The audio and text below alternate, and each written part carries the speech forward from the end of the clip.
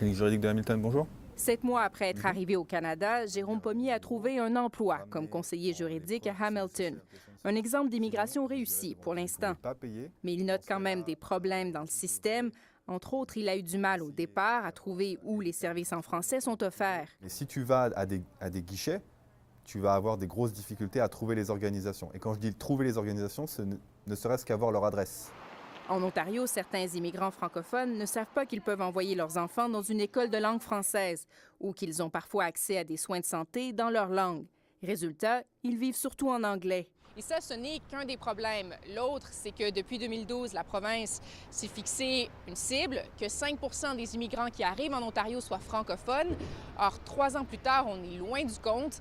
On est autour de 2-3 Pourquoi? D'abord, la province a beau avoir une cible, elle a posé peu de gestes concrets pour atteindre cet objectif, selon Sébastien Scrobos, qui travaille avec des immigrants au jour le jour et qui voit peu de changements sur le terrain. Concrètement, non. Il n'y a absolument rien.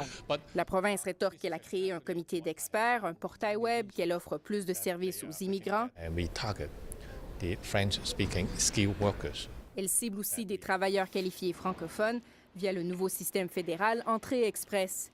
Sauf que ce nouveau système Entrée Express, justement, en vigueur depuis le 1er janvier, ne donne pas pour l'instant d'avantage aux francophones. Il nous faut trouver une façon de faire qui donne une espèce d'avantage ou de points supplémentaires à des candidats francophones pour qu'ils soient au-dessus de la pile. Il déplore l'abolition l'an dernier du programme Avantages significatifs francophones qui permettait aux employeurs d'embaucher plus facilement des travailleurs étrangers d'expression française.